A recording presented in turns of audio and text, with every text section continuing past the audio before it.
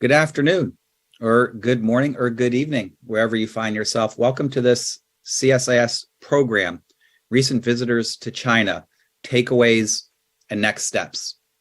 I want to offer this opportunity for all of us who are interested in China to take a break from talking about balloons, which are very, very important, but there are also other important issues that the U.S. and China need to get to. But whether or not you think balloons are very important or something that should be dismissed, what is critical is that the U.S. and China need to be talking to each other and trying to understand each other. And for the last 3 years, there has been very little direct communication between people of the two countries. And whether you think China should and the United States should be friends, or whether you think they are foes, having more information is better than having less information. And people-to-people contacts in both directions are central to that process. Because even though on platforms like we have today, where we're online, where you can learn a lot with people from all over the world, there's something special that happens when you're in a room with somebody, or you're walking down the street with somebody and can spend extra time with people. I think folks who follow the work of the Trustee Chair know that we have been encouraging travel to China and having visitors from China for quite some time now. And there are other people who have embraced that mission, and two of them are with us here today. I'm going to introduce our two guests in just a second, and we're going to have a conversation about traveling to China, what one learns from that experience, how that applies to challenges that we're facing right now, things we ought to do to encourage greater communication. That's the subject of today's conversation for this hour. I am absolutely delighted to be joined by Craig Allen and Deb Seligsohn to talk about this topic, two fellow travelers who have recently gotten jet lag in both directions and can share their experiences with all of us here today. Craig began his tenure in 2018 as president of the U.S. China Business Council, which is a private, nonpartisan, nonprofit organization representing over 260 American companies doing business with China. Prior to joining the council, Craig had a long, distinguished career in U.S. public service. He served from 2014 to 2018 as the United States' ambassador to Brunei, previously served in several positions in the Commerce Department and elsewhere in our U.S. government, including the embassy in Beijing. Deb Seligsohn is an assistant professor of political science at Villanova University. She is also, for our good luck, a senior associate here at the Trustee Chair at CSIS. She's also a fellow at the Wilson Institute and an associate at the Center for the Study of Contemporary China at UPenn. Her research focuses on Chinese politics, U.S.-China relations, public health, energy, and environmental politics. She received her PhD in political science and international affairs from UC San Diego, and she had also a very distinguished career in the U.S. government, including serving as the counselor for health, science, and technology at the U.S. Embassy in Beijing, as well as being a principal advisor to the World Resource Institute's China Energy and Climate Program. Deb and Craig, thank you both for being with us today for what I think is a really important issue in about how we understand China and how we increase communication, whether it's about balloons or other things. So I think to get things started, what would really help those watching would be for you all to tell everyone a little bit about your trips, why you went, why you thought you needed to go as opposed to sit in front of a Zoom screen. What was challenging about your trips, from the quarantine to other things? What were things you were surprised about? Why don't we start with Deb, and then we'll turn to Craig. And I just want to let everybody know as you're watching, you can go to csis.org for this program. There's a button you can click on to submit your questions. And in just a little while, we'll turn to the questions that you all want asked. So Deb, thank you for joining. Over to you. So thank you so much, Scott. And so good to see both you and Craig. As you know, you flew out of China on the exact plane I flew into. And then Craig and I were both in quarantine in different hotels in Shanghai. And when we Zoomed together, we realized we were eating exactly the same meals. So there was some giant quarantine kitchen out there. So we're very closely linked here. So I work on Chinese policy, and I first went to China in 1984, and I just have never felt like what's going on in China without actually being there. And over many, many years of meeting many Chinese experts who did their long stint doing dissertation research and then don't go that much, I've never felt like, I was in the embassy. I lived in China for 18 years. I feel like you have to be there because things change so fast. And that has continued to be true even now when the Chinese economy is slowing down. There are huge changes socially and politically that happen when an economy is no longer growing at 8%. So I work on climate change, and after the U.S. and China signed the joint declaration, or didn't really sign, they announced a joint declaration at Glasgow in 2021, and said they were going to work together more closely. Some of the folks that I've been working with in China for over 20 years now, and we're really pleased with this, and they were interested in doing something. And I suggested that it would be worth looking at what had worked, what hadn't worked in climate cooperation in the past, with an eye to the fact that neither country, sort of in terms of capacity or needs, was anywhere near where we were in the past. I mean, the Chinese obviously are technically and have policy way ahead of way back in the Clinton administration, when the goal was simply to help them sort of count stuff. And the United States finally has a climate law. So, we're in very different positions. And so the idea was to look at it. So the original idea was to look at documents and interview experts. The documents have turned out to be sparser, so we've added a survey to it. But basically, do want to talk to people on the ground in both countries to really get their view of what was happening. So that was the original inspiration. My rather foolish, in retrospect, idea was that if I delayed when I took my sabbatical a bit, it would be easier to go to China rather than harder. That turned out to be foolish because, of course, life in China in 2021 before Omicron hit was much smoother, and most people were sort of completely free and out and about. And life in China in 2022 turned out to be sort of increasingly challenging over the whole calendar year. So, but this group and I had sort of came up with a plan at the end of 2021. It required getting a visa, which was much more difficult than it usually is, because universities were not allowed to simply issue invitation letters. It had to go through the city government. And that took a long time to get the city government approval, but I did get it. Then you can't just apply at the consulate. You had to apply for permission to apply, send all your stuff by email, and then they would tell you you could send it. And then we went through one of these crazy bureaucratic rigmaroles where they told me I wrote the address slightly differently than the prescribed fashion, and sent it back to me, and I just sent it again. And the second time I was literally 8 blocks from the consulate, but they wouldn't let me walk it over. So anyway, it was just complicated. And then, of course, getting a ticket was both complicated and expensive. And I had a grant for the project from the Rockefeller Brothers Foundation, without which this would have been impossible. Standard university travel allowances would not have covered travel to China in 2022. But I still wanted to choose a day that wasn't the most expensive because it varied a lot.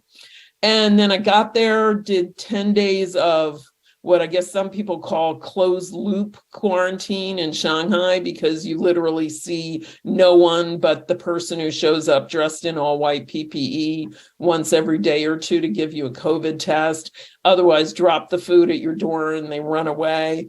And then I got to Beijing and they said, oh, there were some cases in Shanghai, so you have to go through quarantine again.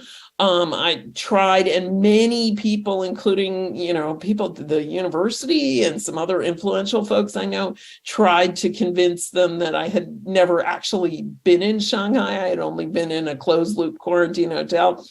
That didn't settle with the district government. So I did 7 more days of a much more open quarantine where I had to walk out into the neighborhood to take my COVID test. So it wasn't exactly quarantine. And then after that, I got out. I lived in university housing, off campus. The universities have big complexes for academics. Actually had a beautiful apartment with an incredible view of the Western Hills. And so I was out at the beginning of November. Things started to get just tenser and tenser because the number of cases were going up. I mean, even when I got out, people were like, the universities are mostly up in Haidian district, and people were like, don't go to Chaoyang district. There are too many cases, which is the eastern side of town. I mean, Chaoyang is bigger than Singapore. So saying there are too many cases was partly because it's very big and there are a lot of people. But then they'd be like, oh, don't go to Dongcheng, don't go here, don't go there. People were constricting their movement. I never in that whole period encountered a traffic jam in Beijing. When you went on the subway, it was fairly empty. So even in November, people knew the cases were building and they were getting very worried. And then by the end of the month, everybody was telling me, stockpile food, get ready, because we're about to get locked down, because the number of cases was just going up so high. And it was very funny. The U.S. Embassy at some point sent out a notice telling everybody to stockpile. And every Chinese person I know sent me that notice, seeming to think that the embassy knew something more than everybody else, which I don't think they did. They were just passing on the same rumor.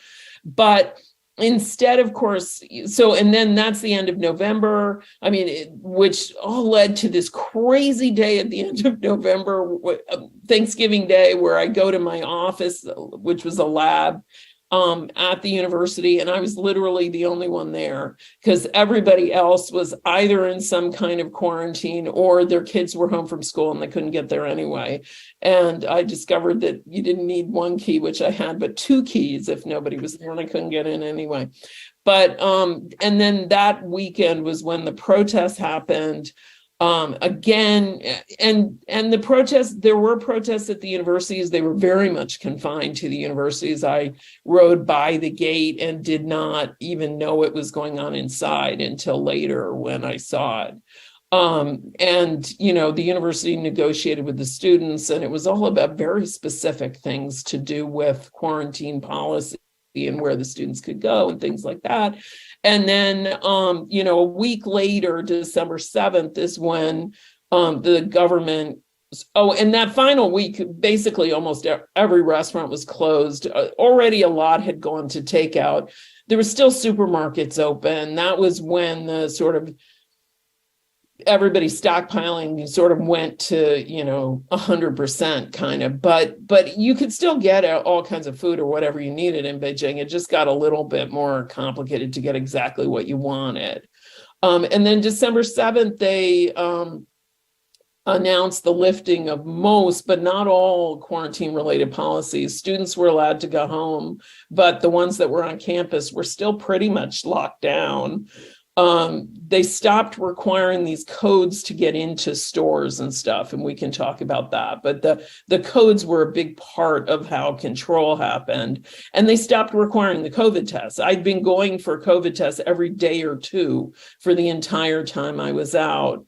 That did not cause people to go out and about. In fact, it caused people to hunker down even more. There was literally nobody on the street in Beijing, and there was nowhere to go.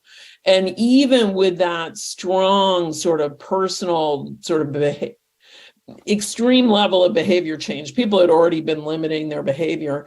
The disease was already just everywhere and just moved like wildfire. I myself caught it about a week later and did actually manage to get Paxlovid, which was kind of like maybe you could, maybe you couldn't. It was relatively difficult to get. And then I got better like most people, but not everybody. And I do know a lot of people who lost elderly relatives. It was a very tough time for a lot of people.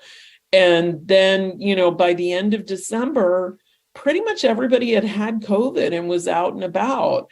From following, media and Twitter and everything else, I think, there were some places that were earlier in the pandemic than in this outbreak than Beijing, like Baoding, like Chongqing, probably all of Sichuan. There were places that were later, like Shanghai and the East Coast. And then I think southern China had actually started earlier and spread out for longer. I think it was very different from the speed of Beijing. But anyway, so then I had a week or two at the end where everybody was out and about, and it was in that final week around New Year's Day where I experienced my first Beijing traffic jam of the trip, because there really had been none until then.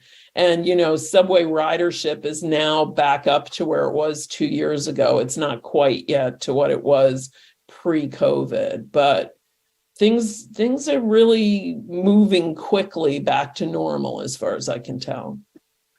Well, that's quite an arc. I know we talked before you went on the trip, and my experience provided a little bit of guidance, but it sounds like things ended up being quite different than what you expected. I think because although I thought zero COVID was going to be phased out, I thought it was going to be phased out in stages, not in 10 seconds.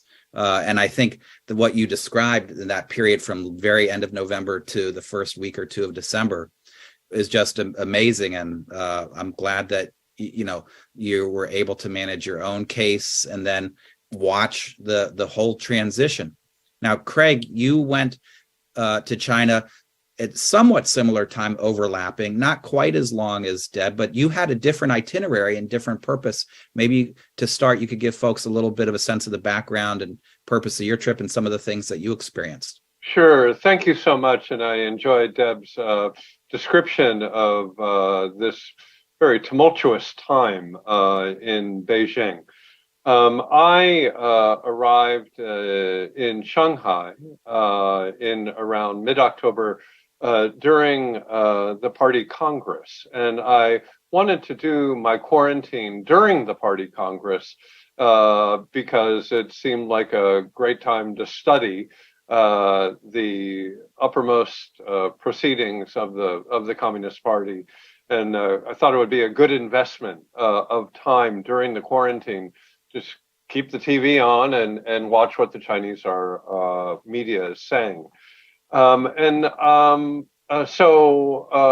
after the party Congress was over, I got out of quarantine in time for the China International Import Exhibition, or Jingbo Hui. That was, it's a really big show. American companies have the most floor space of any country.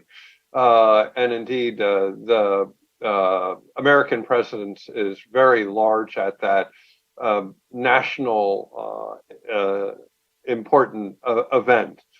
And that was very interesting in terms of the political dynamics. Li Chang made his first remarks as in his new capacity as premier or premier in waiting. So I was able to meet a lot of the senior government leaders who had just been promoted. CIIE was a great show, as it always is, even though, as Deb sort of intimated here, a lot of people couldn't get in. Their health codes turned red or yellow, and they weren't allowed in. So the floor traffic was much less than what would normally expect. I then actually canceled a trip to Wuzhen for the World Internet Conference on the grounds that anyone traveling to Wuhan would have a pop-up and not be able to, would be quarantined or locked down. And I'm not sure that that was the right decision. I gave my remarks by video, when we did arrive in Beijing, I did get a lockdown. So I was at a hotel which shall go unnamed, but I informed the hotel manager that I had a pop-up and I was restricted. And they said, "Oh, well, give us your phone and we'll take care of it." And then they suggested that I did not go to places that I had been to, effectively doing something I wasn't going to lie about that. But when the hotel manager said, "Do it this way or we'll do it for you so that you're not locked down," I said, "Okay." And I think that that was quite a normal experience in China at that time. I also went at that time because it was immediately before the G20 and the APEC meetings in Indonesia and Thailand, respectively. And I was very much aware that President Xi and President Biden would be sitting down for a long conversation and wanted to talk with our Chinese friends before that to encourage a discussion, to encourage constructive engagement, and if possible, to work towards a more stable U.S.-China bilateral relationship. And I'm delighted that that meeting was a success, notwithstanding the balloon incident. So I would say among the most difficult things, I would echo Deb's comments on visas. I've never gone through a visa process like that before, and I understand it's changed since then. So that's a good thing. Also, entering the country, I had to reply to about 30 questions, and I kind of got the distinct impression I wasn't necessarily welcome there, but I did get through.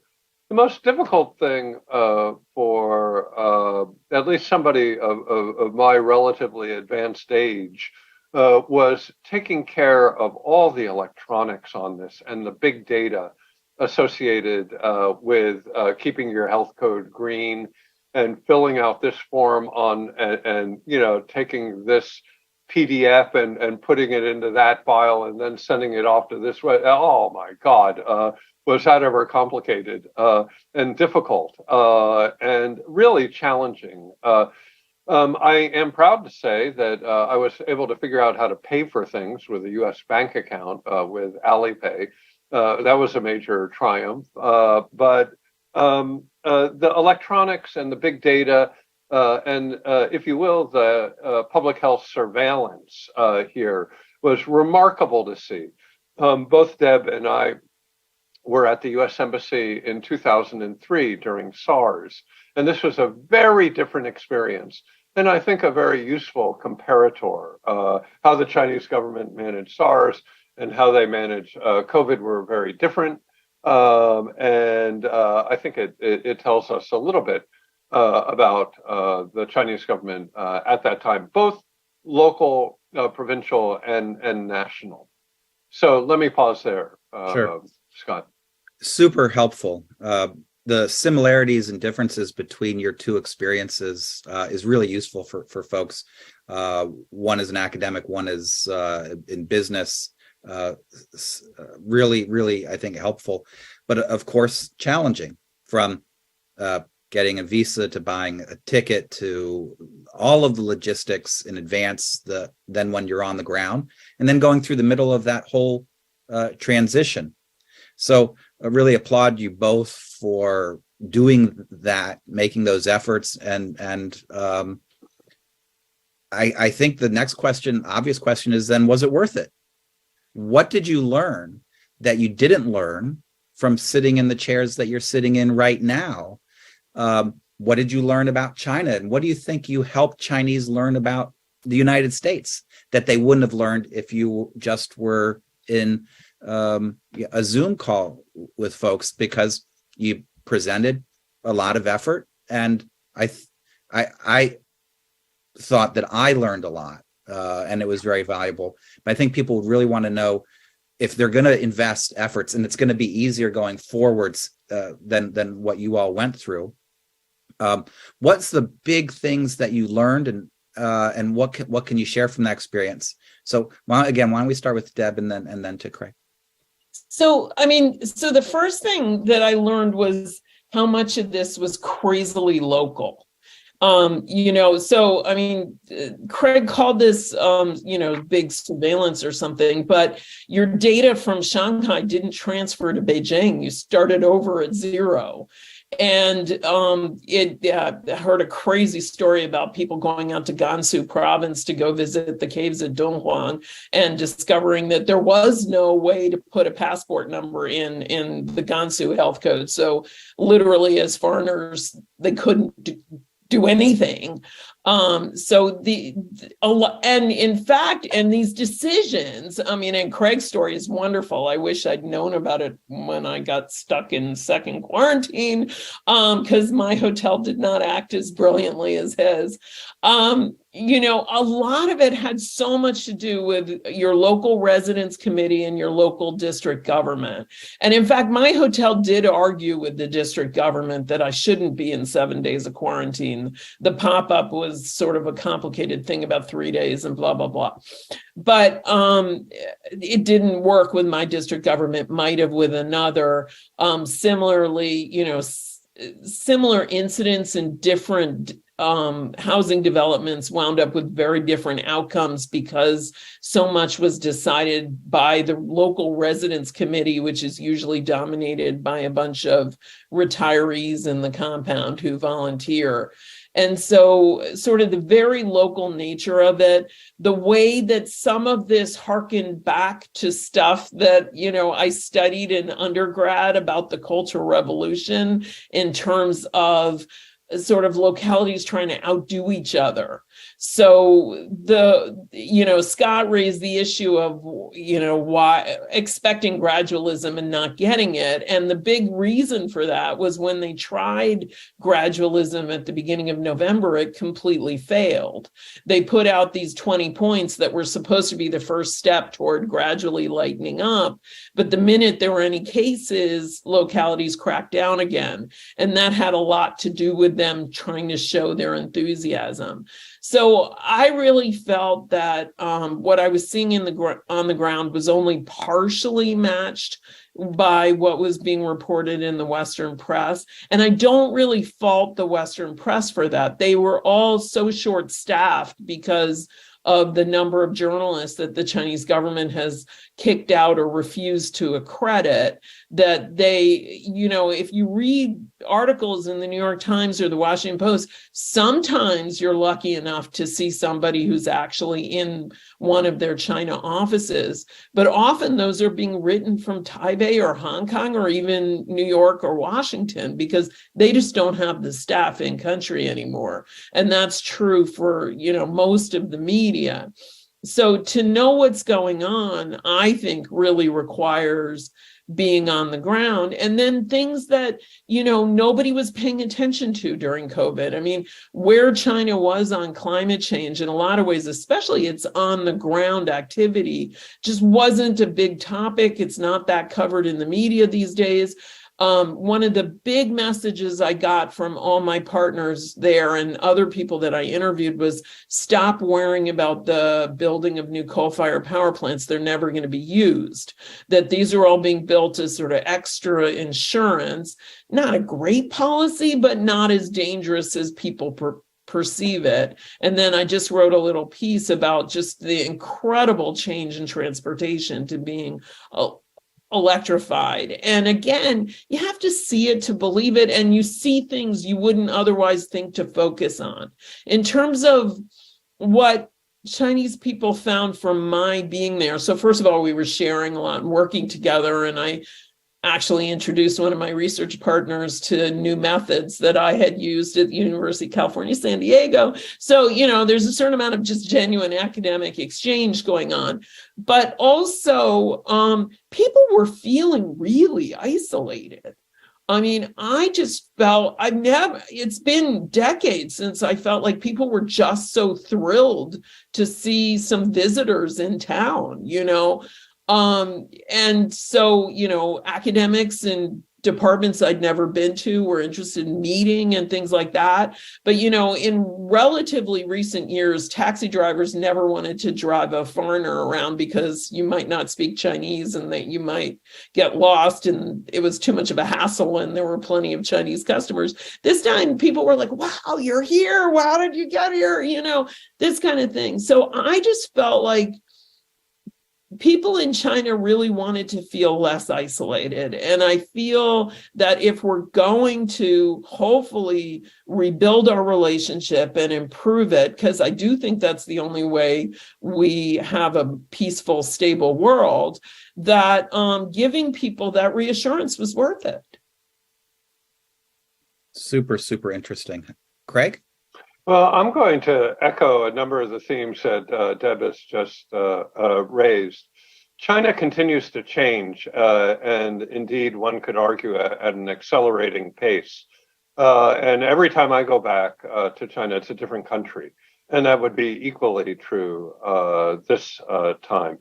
And I think Deb said it perfectly, that you have to see it to believe it, because the change in skyline or the change in transportation patterns and the change in young people is absolutely remarkable, and you have to be there to understand that. Second observation I would make is the trip was very much worth it, and it reiterated to me the absolutely essential nature of personal contacts. I have a number of personal contacts in China. And especially seeing them on a more or less private basis in a restaurant was extremely helpful. And they were, I'm quite certain it was as helpful to them to hear unfiltered views, if you will, from the outside. But a lot of the Chinese government officials that I've known, they've been promoted and they're at pretty senior levels now. But even with them, one felt that they were thirsty for information, thirsty for different views, ready to engage and wanted to explore intellectual and other concepts. And yeah, in official settings, it was one had to watch the protocols very carefully, but in the more unofficial it was, the more rewarding it was. And I would say along those lines that I met with a lot of local, provincial, and national government officials, and there's a huge distinction. At the national and at the provincial level, the party secretaries, the mayors, or the governors, the vice mayors, they're ready to rock and roll. They were very happy to just have a very fulsome engagement. They wanted to be helpful. They want foreign investment, more trade. They want to learn.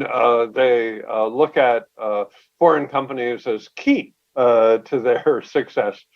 At the national government level, however, I think that there was a lot of risk avoidance and an unwillingness really to articulate much other than what was already official policy. And I'm not saying that it wasn't important. It is important. But I think that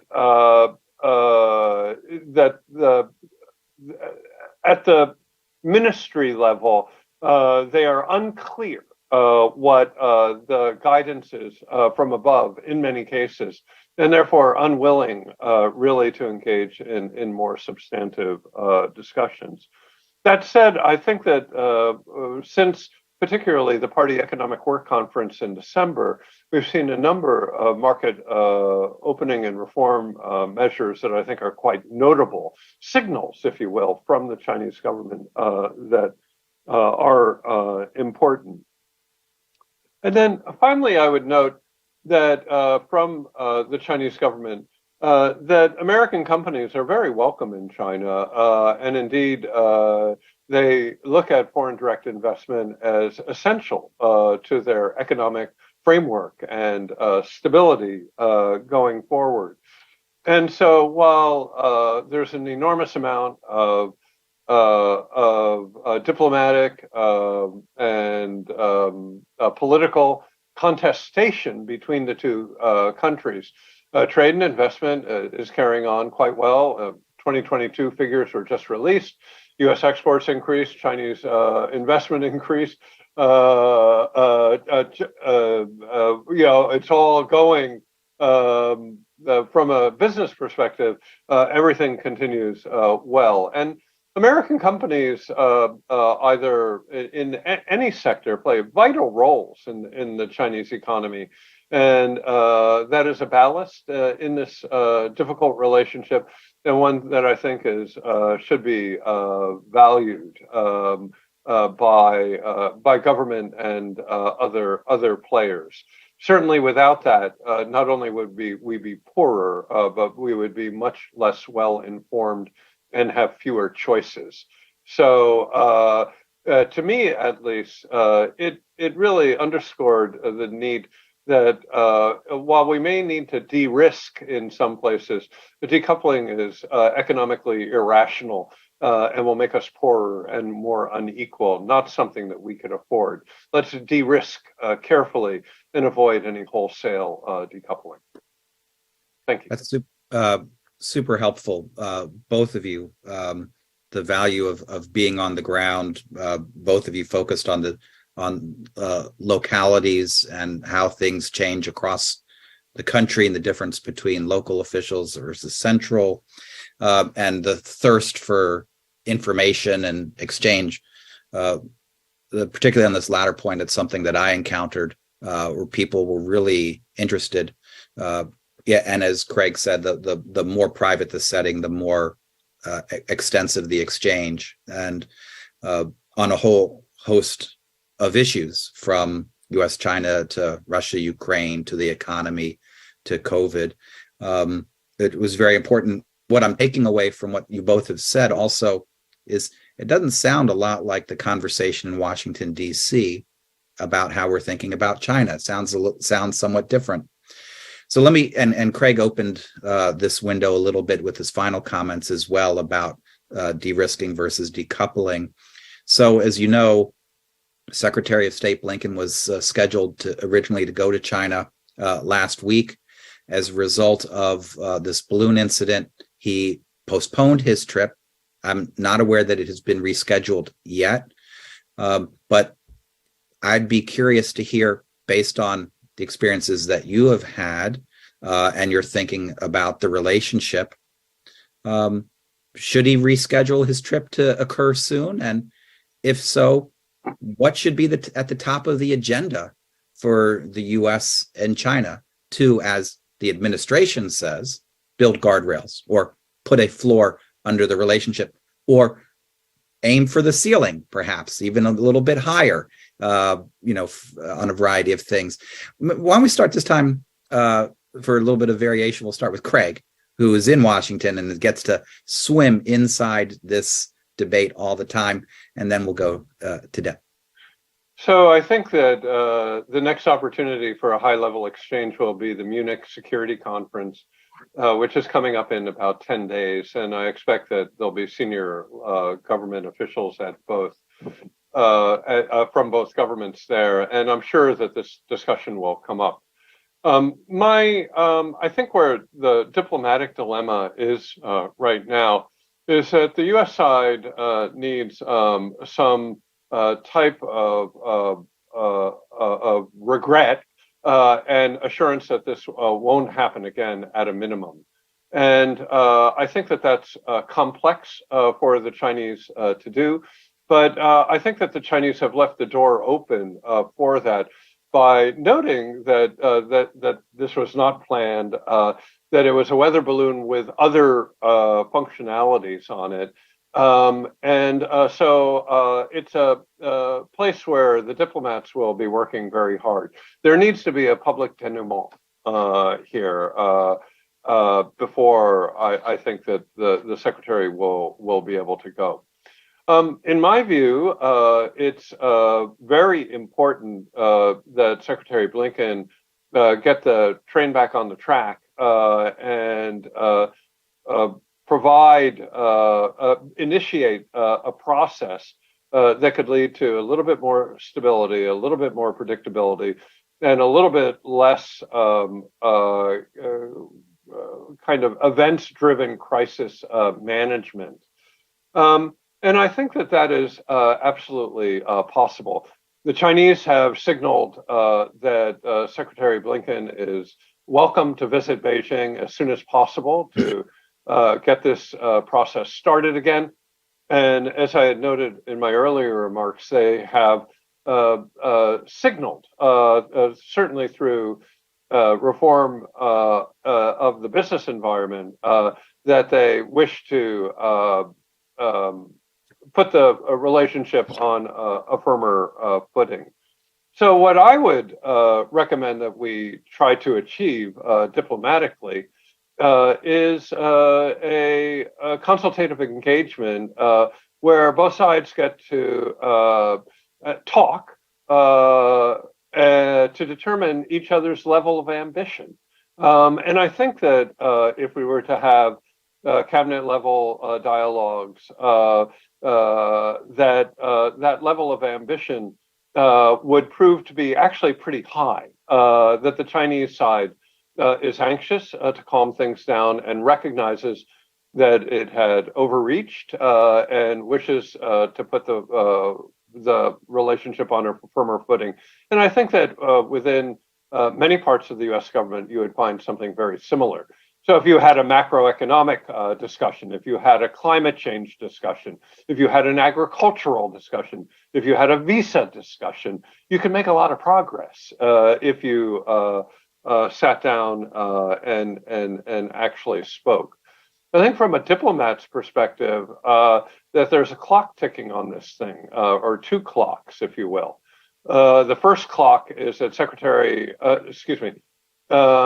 President Biden will be hosting President Xi on November 13th, 14th at APEC. And we're not going to have a good APEC unless we have a stabilized U.S.-China relationship. And so I think that is on the minds of the most senior leadership and their diplomats. I think that they were also cognizant that 2024 might be a more difficult year due to elections in Taiwan and also due to elections in the United States. And therefore, it's urgent that we put the relationship on a firmer footing in 2023 to get through a yet more difficult year in 2024. So let me pause there. That's really helpful, Craig. I'm going to turn to Deb now, and then I'm going to follow up with a question about what side both sides might have as their red lines about conditions that might be needed to be met for them to feel comfortable. I've got some thoughts on that and also curious your reactions to those. But Deb, what should the agenda be? What should happen in terms of diplomacy between the two? So, I mean, I guess my first reaction to the balloon thing was a little bit perplexed because everybody spies and everybody knows that everybody spies, right? So, and it turns out there were 3 of these before that we may or may not have noticed. And so the fact that it was noticed by the public seems to have been the major problem this time. And so it was a domestic political issue rather than an international relations issue in a sense.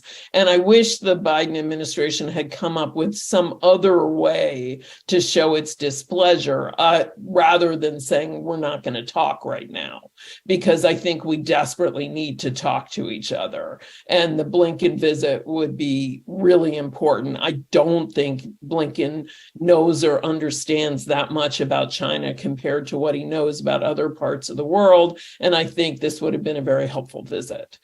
I also think that diplomacy has the same problem as vaccination. and all other types of preventive activity, right? People who don't get measles shots in the US say, well, I haven't heard of anyone getting measles lately. And it's like, well, yes, that's because we vaccinate our children. And the job of diplomats is to prevent war. And in that prevention, you can't see the result is there every day and yet unseeable, right?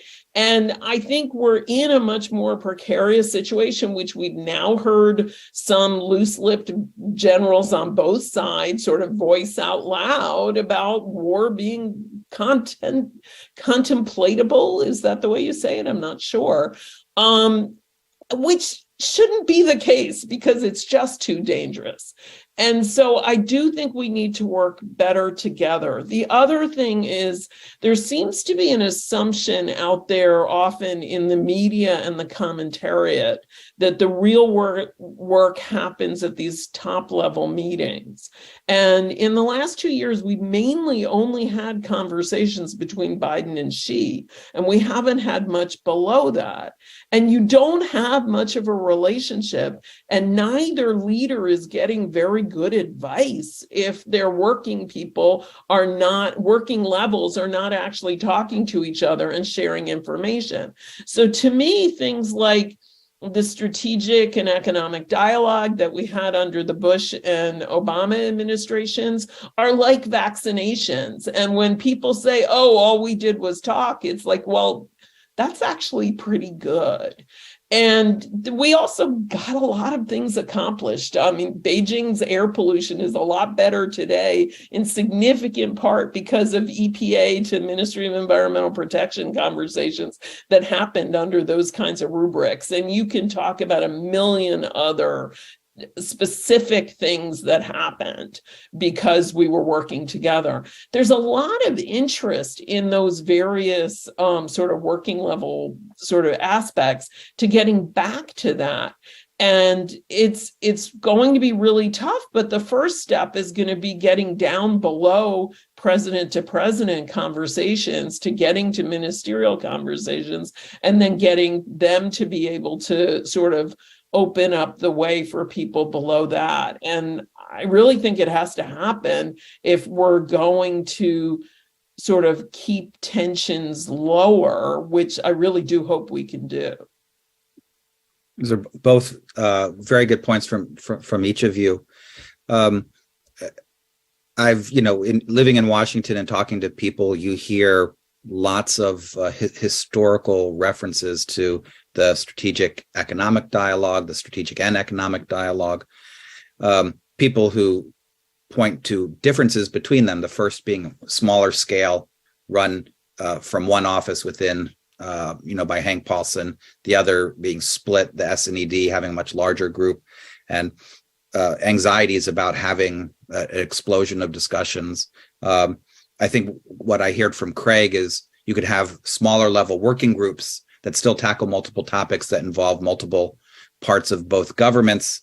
And what I hear from Deb is whatever you call it, make sure you have staff level, working level conversations, because the meetings of two presidents or even cabinet level officials is not enough, because most of the hard work and exchange of information happens below that level. I would agree to both of those insights. I guess one question I have is a little bit about the allergy that the two sides have of not just talking, but certain types of conversations, because the Chinese have also said there's some things that they don't want on the agenda that the U.S. would like on the agenda regarding, for example, crisis management for AI-guided weapons, for example, things like that. So I'd be, from what my sense is in Washington, the concern is that they don't get trapped in dialogue while they're still pursuing the other elements of their China policy, the invest, align, defend elements. And I guess my suggestion would be try to do both. Nothing prohibits you from continuing to, work on investment screening, export controls, aligning with allies while you are talking, right? And I think the Chinese should also recognize that the U.S. is going to keep doing those things regardless, and not make the talks from their side conditional on the U.S. putting aside or hitting the pause button on other elements. Do you think that's a reasonable way to that both sides would be able to get to the table to have their own sort of concerns met, that the dialogue doesn't impinge on the other things that they're trying to do? So let me take a stab at that. Diplomats have a expression, single undertaking, meaning that nothing is agreed until everything is agreed, and we need to compromise on this, that, and the other, and we have one agreement at the end of the day, and everybody walks away and implements. And that was what we did with the JCCT and the SNED, and we can't do that anymore. I don't think that that'll work. Rather, what we need is individual cabinet members speaking to each other and working, exploring the ambition of the other and resolving problems in their jurisdiction. And believe me, they could do that if they talked. The problem is that they're not talking, and indeed they might be criticized for talking. But I do think that if prior to the summit meeting in November, if we had 7, 8, 9, 10 individual dialogues between cabinet members going on between the two countries, that they would find many things to agree upon. Most important is military to military. Currently, there is very little dialogue on the military to military side, and thus we are not well prepared in the case of a crisis to avoid a conflict. And that is extremely dangerous. Our military officers, uniform and non-uniform, need to talk with each other. But I would say exactly the same is true in climate change, exactly the same is true in macroeconomic. We need to have discussions on public health. We must have discussions on tariffs and on technology, data, and other areas. And I would submit to you that if the U.S. side were to ring up the other side, obviously in a prepared way, that they're going to find that the Chinese level of ambition is quite high, because the Chinese are very concerned about slowing economic growth. And that slowing economic growth is not only a cyclical problem, it is also a structural problem.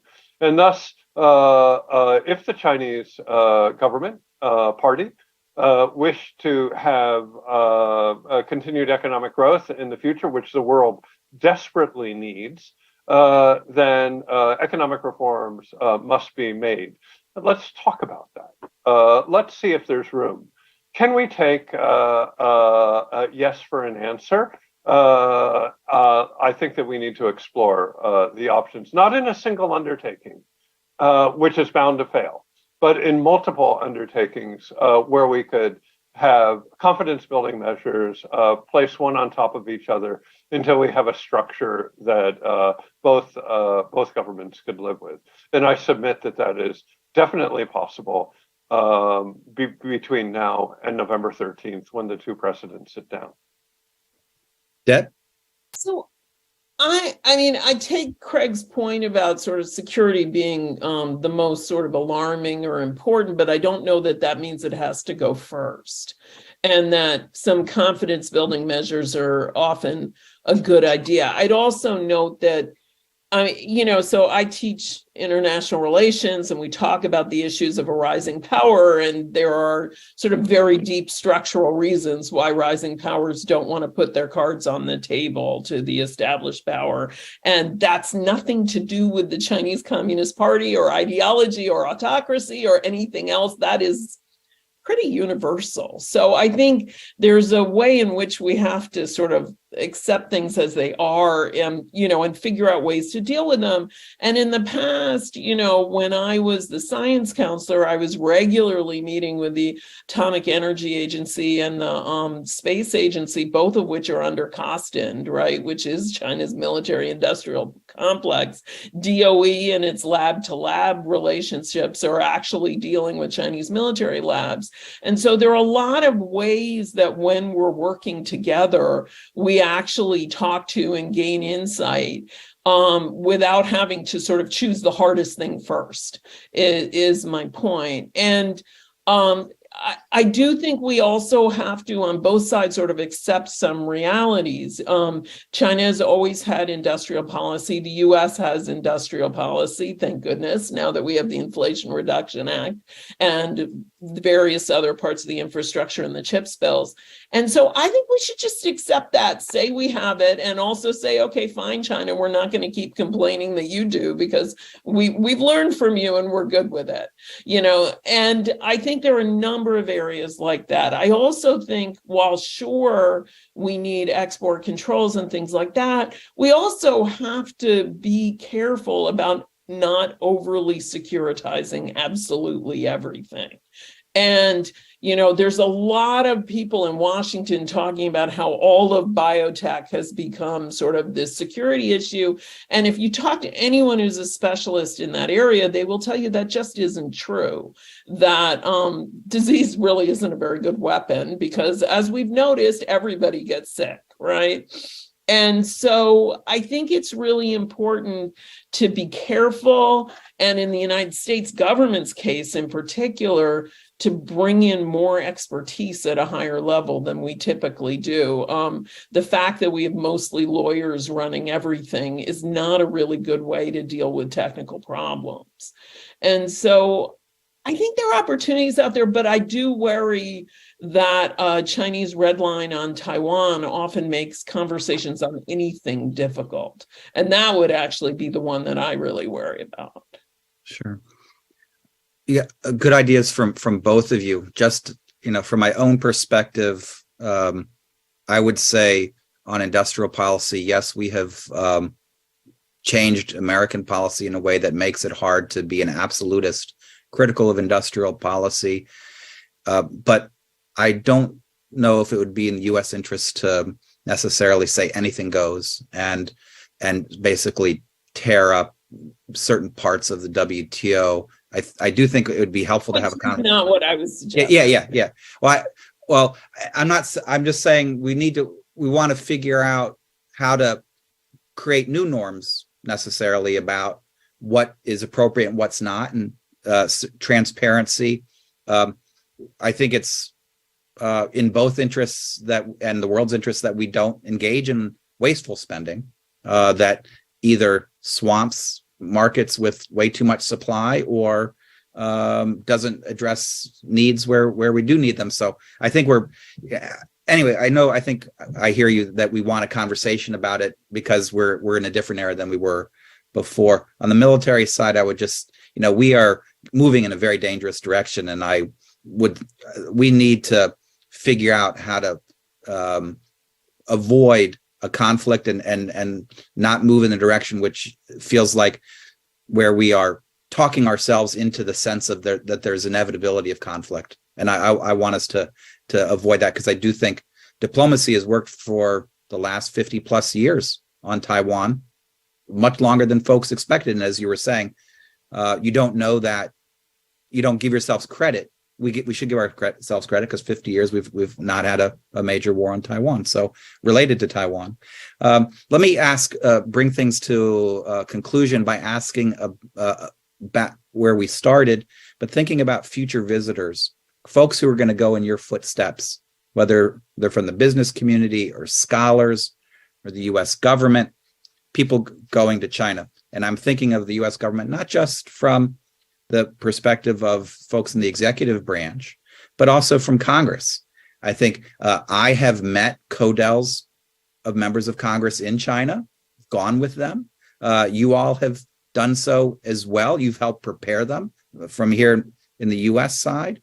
So in thinking about scholars, business people, executive branch, Congress going to China, what advice do you have for people considering that? What's most important for them to keep top of mind? Deb?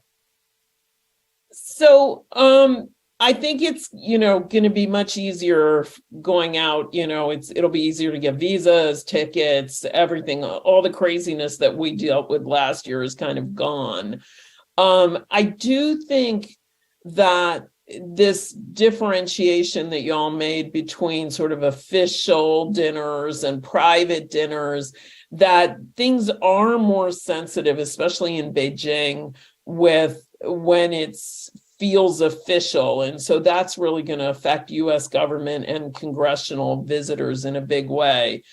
Part of the way to get a better picture, I do think, is to get out of Beijing, to go around. As a former economic officer, I think the walk and talk with the factory manager is one of the best ways to get a picture of life in China that exists. And certainly every Codel that I took to factories in South China found it illuminating. So I think that having those kinds of things on the itinerary, where you aren't talking just to people who are officially in charge of talking to foreigners, is always a really good idea. And I do think often that's business people. I love going to power plants. It's one of my absolute favorite things. Craig, you have the last word. So I do think that we need a denouement.